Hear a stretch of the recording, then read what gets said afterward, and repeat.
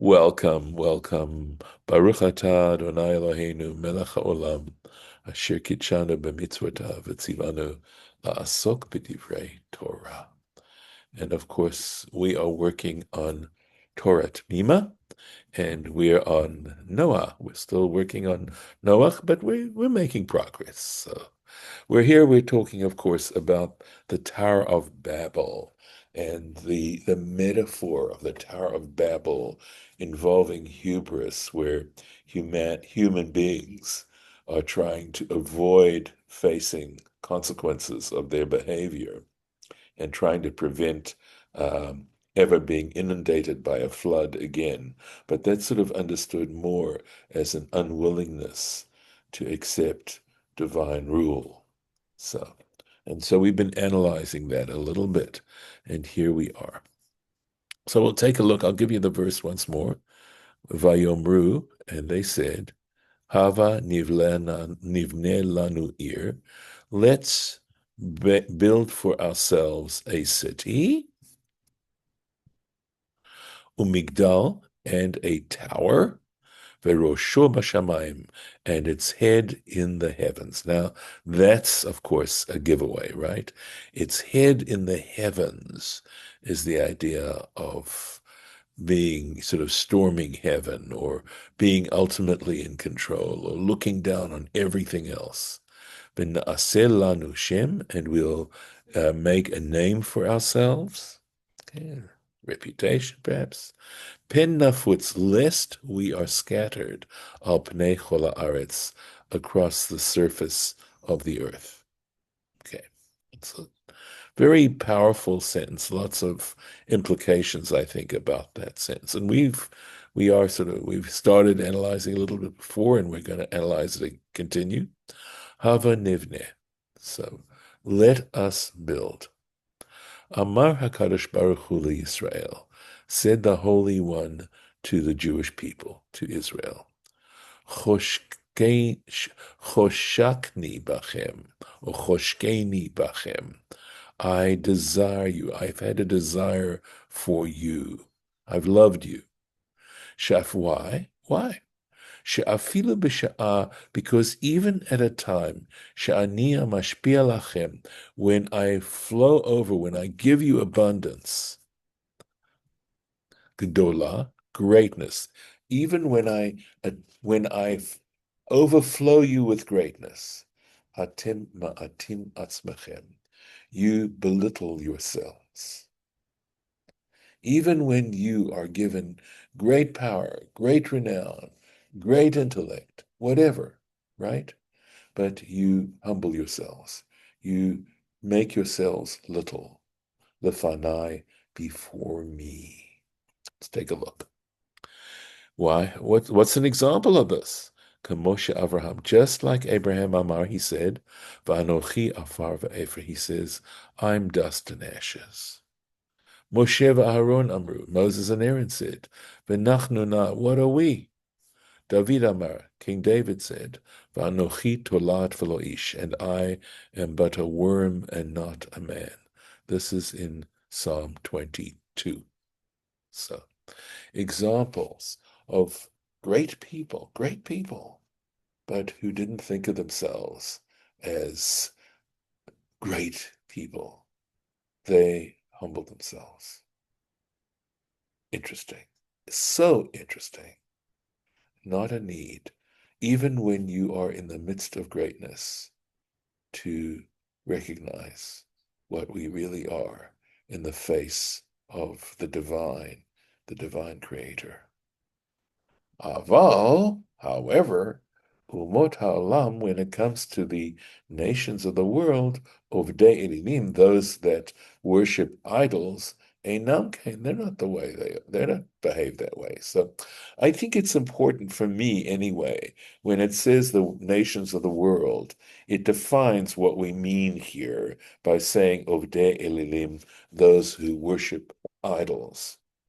Because my understanding of idolatry is the substitution of anything other than the one divine transcendent creator.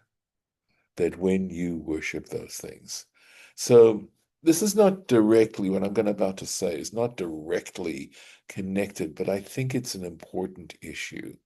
And that is, so I'm listening to a book that's about intelligence. It's a history or the development of intelligence. And clearly it involves all natural processes by which basically chemicals develop into, organic material, and how organic material develops into the very, very primary forms of what you might call intelligence, that involve the ability to have food, and the different ways in which food is sought, and its photosynthesis, etc. And of course, it's all very brilliant, and it all, of course, is based on an examination of the physical world, right? Of the empirical element of the world. I think that's what we'd call it in philosophy.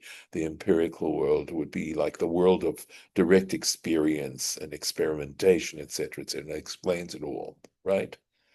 And I'm saying to myself, to me, the level of understanding that we have, the ability that we have to try and put together the how intelligence, perhaps even consciousness, develops, and to understand and to reverse engineer and to deconstruct and gain a deeper understanding of these things. I know for many it makes people think, well, there's nothing more than the imperial experience. And to me, it actually is a source of amazement at the divine, that God has made it possible, right? Of course, when I use the term God, it's a shorthand, but it is for this transcendent existence that makes it possible for human beings to use their intelligence to come to an understanding and try to figure out a way to explain these things. Now, is this exactly how things happen? Well, it sounds like a very, very good theory, right? And it's quite possible. But to my mind, even the very fact that these particular processes took place, I'm going to go back and say, what made the fact that these processes take place? Perhaps we live in an environment where these processes will happen, maybe we could say inevitably, but regardless, the fact that they're that way, as long as one is willing to open oneself out to the fact that none of these things would be happening were it not possible that there was something beyond that makes these things possible. And going back into what we're saying here is that in having the technology, in having the ability to do these things, we think we're the ones with ultimate intelligence, or we think these are things in which to put our ultimate belief and what have you. And it isn't. It isn't. That is its own form of, forgive me, idolatry. Because idolatry, again, is the substitution of anything other than a belief in some transcendent, existent deity. Yes, Mike. I have a question. So I was reading the Heavenly Torah about this wordplay, right? I asked this idolatry, like idleness, like being idle. Uh, Different you word. know, Different stalling, word. right? I mean, it looks like it, right? So, Well, but, IDLE is not the same as IDOL. but the meaning also, I'm adultery. You're stalling. You're having something in between you, something else. Okay. I'll go with what Uh, you're saying. Go on. okay, so the Greek word in English, theory, the word theory, there's a Greek word for it. I think it's like theorist or something like that. But then the Heavenly Torah said, in parentheses, equals Torah. So I was thinking, oh, is there a relation between Torah and theory? Does Torah mean theory? Hmm. I never thought of it like that. I don't know. Torah actually is an grammatical form of a word that has more to do with learning, right? That's, so for example, the Hebrew word for teacher is moreh, and the word Torah means divine teaching. That's what it has to do. Now, to what extent theorizing is teaching? Yeah, there's some connection, but whether or not there's actually a linguistic connection, which is what I think you're suggesting, I'm not sure. Oh I'm no. I'm not in any position to make a judgment on that. Oh, when I was a teacher, there's a field of study called semantic representation or Okay. semantic and a semantic theory is like representation theory. It means you're just using different things to represent the meanings of the same thing. So it's actually the meaning that's important. Uh, so that's what I'm looking at, when I'm looking at these similarities. So I'm not looking at you Mhm. do have the you do have the etymological, right? The But etymological you're not similarity. looking for cognates necessarily. Right. I'm looking for semantics, not etymology. I Okay. mean, Okay. etymology also, but semantics mainly, Yeah. fundamentally. Right. Uh, Okay. but yeah, I mean, if you list if you compare, teacher, Torah, theory, they all start with a T. They both kind of like have the same syllable. Hmm. Um, so yeah, to me, there looks like there's a connection. Okay. I think that the purpose of them are different. I think theory is sort of I see if I can analyze it. Theory is an attempted explanation. And the whole notion of theory is that it isn't necessarily the fact, it's an attempted explanation. And in some Well, cases, a theory may be. It may, in fact, approximate very well, you know, the reality out there. But it's a way to try and explain things. Okay. I tried to ask ChatGPT. I think it broke it too because it says theory is like to you know You know, to make concepts or something right, of observations of what you see, physically right. and also intellectually. And then it said Torah is means teaching. It does not mean thinking. So it was comparing theory with thinking and Torah with actual physical teaching, direct teaching. Um, So I think Torah is more okay, and I actually want to bring this to an end because we're getting off subject, and I don't want to get pulled away from our text itself. Okay, with all and I don't want to be disrespectful, but I think I need to get things back. Torah itself is perhaps more to do with a guidance, with something that gives us guidance and a better understanding of what life's purposes are, etc., etc. And whereas theorizing has maybe a different purpose. But if you'll allow me to end with that, let me go on with the text because I'd really like to return to it. Okay? I think what you're saying is interesting, no question about it, and gives a lot of food for thought, but I really do want to get back into the text. Okay? All right. So anyway, so the idolatrous nations are not the same. Natati Gdula Nimrod. So, for example, I gave greatness to King Nimrod, Amar. And what did he say? Hava nivle lanu ir. He is the one who said, well, let's go ahead and make a city. And I think this is a very profound observation, right? Just as, there's that statement that says power corrupts, absolute power corrupts absolutely. And saying that the purpose of Torah, right, of our discipline, of our culture, is to be very much on the lookout for that and not to be fooled by whatever greatness or power we might have. And actually, to use that power, I've always felt that one of the sterling qualities of good leadership is that when you're in power, it allows you to empower others to try and select people who you know will do a really good job because no one person can do it all themselves. Anyway, let's take a look at the Torah Temimah here, right? So that's down here. Let's see. V'chein, and he gives other examples, right? The example we had was Nimrod, but he says, V'chein paro, We can look at Pharaoh. Amar, he said, Mi Hashem, who's God? When Moses comes originally to him, Moses and Aaron come to him and says, thus spake God, the God of the Israelites, etc. And Pharaoh says, who's God? Why should I bother listening to God? Right? So he says and of course, Pharaoh was given the greatness of his position by guess who? So, the Sanherib and Sennacherib, the Assyrian ruler.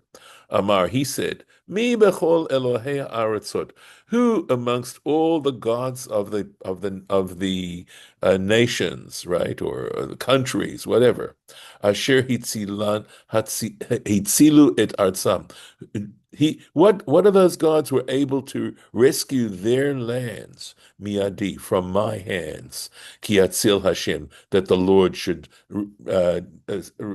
save you, etc. Right? He comes and basically makes a threat to the Israelites and says, you think God's going to save you? None of them saved them from me. That's from Kings 2, chapter 18. Nebuchadnezzar, and how about Nebuchadnezzar? Amar, he said, Ale al bamoteav, I will mount up above the clouds. Adamer le'elyon, I will compare myself to the uppermost. Isaiah chapter 14. V'chiram melech Tzor, and Hiram, king of Tyre. Amar, he said, Moshav Elohim yashavti, I have dwelt in the place, in the place where God dwells. V'yein mashakatov, he says, look and see what is written, Hashayach la'agadazo, regarding this agadic material, but Parshat Ekev, in the Parsha of Ekev, the pasuk in the verse, and here's the verse in Parshat Ekev, Lo merubchem mikol ha'amim, not because you were more numerous from all the other nations, chashak Hashem bachem, did the Lord desire you, not because of your outward greatness, but because of your humility, right? Your lack of arrogance, and that is an issue. Arrogance. And I think it's something that's worth considering, and of course we don't always recognize in our own behavior whether we're acting arrogantly. So going on to here. ונעשה לנו Shem, and let us make a name for ourselves. Tanya. So this, of course, introduces generally a source of Mishnaic origin, like prior to the year 200, something in there. Rabbi Natan Amar, Rabbi Nathan said, Kulam l'shem avodah zara nitkavnu. All of them were intending to practice idolatry, right? All of them wanted to practice a form of idolatry. Ketiv hacha, here it's written, ונעשה לנו Shem, let us make for ourselves a name. Uketiv hatam, and there it says in Parshat Mishpatim, in the book of Exodus, it says, V'shem Elohim acheroim lo taskiru, and the name of other gods do not make mention. So this term Shem, right, which is used here, and the word Shem that is used in that connection, this is what is called, this kind of logical inference is called a Gzera Shava. The fact that a specific word is used in one context and is understood to inform regarding another context. So here in this case, right, it mentions the word shame, and shame is associated with idols and not to make mention. And here it says, let us make for ourselves a shame. Make for ourselves a shame. And there, of course, we're understanding shame, not a name for ourselves, but an idol. Right? That's how we're understanding it. So let's take a look and see what he says. Okay. Halashon kulam. So let's take a look. So whether he's saying the expression of all of them, or whether all of them meaning in both contexts, that's a little bit difficult for me at this point. We'll see. We'll have to see, right? Musav. Oh, I see. Okay, I understand. All right. When it says kulam, he's referring to kulam here. Where it says here, kulam, this kulam. In other words, when he's saying all of them, this, okay. The them, who's the them? So you may recollect that in a previous lesson, we mentioned that there were three groups, and that's back up here, right? Let's take a look. Yeah, here we go. Amar Rabbi Yirmiyahu ben Elazar, nechlaku l'shlosha kitut, that these people who wanted to build this tower were divided into three groups. That's the kulam. In other words, all three groups. That's what we to understand here. Okay, right? Musav al hasholosh kitot. There we go. It's referring to the three groups shebidrisha hakodemet that is mentioned in the previous interpretation, Iyen Sham. And he says, take a look at it and see what it has to say there. And they each one of those groups were intending to accomplish different things in terms of forms of idolatry. Uvisamuch, right? And next to it, Pasuk Chet in verse 8, Yitba'er, it becomes clear, Ki Dor Haflaga, that the generation of the scattering, right, where the nations were scattered, Ein lo chelek lo olam haba, that it's stated in Sanhedrin, it says, they have no share in the world to come, meaning that they are destined to basically extinction, right? That they're no longer, there's no life after death for them. That's it. All over for them. I believe that's what it's saying. They have no portion. Ve'yesh laha'ir, and we need to explain, lama ne'enshu kol kach, why such a heavy form of punishment? Why were they punished to such a degree? Lefi ma shekatuv b'Sanhedrin, according to what is written in Tractate Sanhedrin, Samach Aleph, page 61b, side of the page, Ledad chad man de amar, according to the opinion of a certain individual who's of the opinion, De rabim shenistu amru, that many of them, okay, or many people, and this could be just talking in general, who were prevailed upon. In other words, nistu, that is to say, they moved away from belief in one God. Amru, and have said, Nelech v'na'avod elilim, elilim, and they said, let's go and serve idols. Peturim, they are excused. They're excused. Mishum, why? Should they be excused? In other words, they're not to be punished. Mishum de rabim mimlachi velo avdi, because so many people, even though they thought, let's go and serve idolatries, when they thought carefully about it, they didn't. They didn't perform idolatry, even though they were considering it. In other words, a lot of people considered, being idol worshippers, but they were excused. They were forgiven. And why? Because so many of them, according to this opinion, actually consider idolatry, but don't actually perform idolatry. They reconsider. V'imkain, and if this is the case, calls man shelo avdu mamash, as long as they haven't actually practiced idolatry, as long as they didn't actually worship an idol. Hare efshar lomar, it's possible to say, od sheyachzaru, because as long as they didn't actually take steps to perform idolatry, there's a possibility that they will perform tshuva, that they will return back to belief in one God. V'afal pi dekan, and despite the fact that here, Ire be'onesh bidei shamayim, even though here we are talking about a punishment that was divine. In other words, we're talking about divine punishment. Literally it means under the control of heaven. V'kame shmaya galya, and the truth is God knows what we're thinking. Right? Everything's revealed to God. God knows everything. God is omniscient. Ach badavar shehabechira bidei adam. But in a matter of something where the choice is in under human control, where it's up to the person as to what his choice is.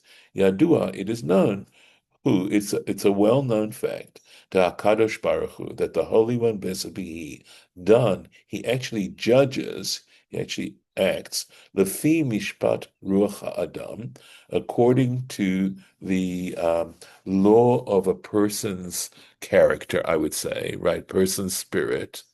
V'al kagon zeh, and regarding in this particular way, when we're saying that God is judging the spirit of a person, Amru, they said, Hakol bidei shamayim, that everything is in the hands of heaven. In other words, God controls everything, chutz mi'irach mayim, except for the fear of heaven. In other words, whether we choose to sincerely and seriously consider God's divinity and transcendence, etc., and apply it in our lives is our choice. Because if it were not our choice, God would not be able to judge us. We would always be able to say, the devil made me do it. This is a very important principle. In other words, on the one hand, we balance the fact that everything is under divine control, except the fact that human beings are free to choose whether or not to believe in God. V'tzarich lomar, and we need to say, k'moshe katuv hatosafot, just as the Tosafot, these are Rashi's grandchildren, Bechulin, they're found on pretty much every page of the Gemara, of the Talmud, right? They're deep, sophisticated comments, Bechulin, in the Tractate Chulin on page 39a, Divrei HaMatchil, and the way we make reference to the Tosafot is because they actually, they are brief essays generally, are topical. Okay, and so we make a reference to the page on the Talmud where it is found, where their comment is found, and also the opening words, Divrei Hamachil Ritzono Lomar. So their opening words on that page are what he means to say. B'inyan hashochet et habehima, regarding one who slaughters a domesticated animal, lizrok dama. This is talking now about someone who is sacrificing an animal, right? And wants to do what is called the blood service. In other words, back when the priests were offering, part of it, they would slaughter the animal, they would collect the blood essentially from the neck of the animal and put it immediately put it into a vessel, and then they would take the blood to the altar, and depending on the type of offering, there was a service of sprinkling the blood on the altar for the sake of the purpose of the sacrifice. Okay, so in this case, this person slaughters an animal in order, he hasn't done it yet, but he has in mind to cast its blood, ulahaktir chelba, and to burn its fat as incense, right?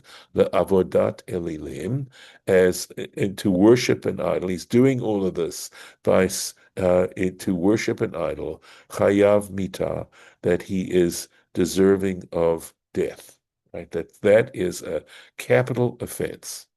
Vekatvu, and they wrote, the lo shayach lomar, and one cannot say in this case, dilma mimlach.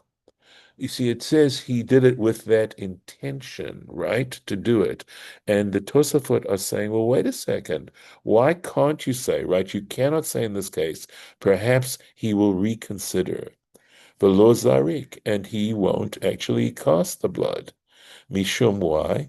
De kevan de avid maser, because once he's actually performed a deed, and that's the point, they're making a distinction, they're drawing a distinction between consideration, planning, and actually executing the plan, right? He did an act, sheshachat, right? The moment he actually slaughtered, that's the point. He went so far as to slaughter the ox, even though he slaughtered that ox with that intention, but he slaughtered the ox. Shuv lo yachzor. In that particular case, we can say he doesn't have an option to change his mind, because the very act of slaughtering the ox with such an intention is actually it's very significant, and in fact, it defines the act even more perhaps than actually going and sprinkling the blood. Ad kan lashonam, that's the end of the quote. He's quoting from Tosafot. Ulefi, and according to this, mevoar gamkan, it becomes clear to hear. Shekevan shekfar hechelu bebinyan hamigdal, because since they had begun the construction of this tower, hane'esa l'shem avodah zara, which was being made for the sake of idolatry, shuv lo yachzeru, they were not going to change their minds. They weren't in a position to now change their minds. And we are going to have to stop right here, even though we're in the middle of this particular comment, and we will deal with it next time we meet. And I'm going to stop the share here, and I'm going to stop the recording.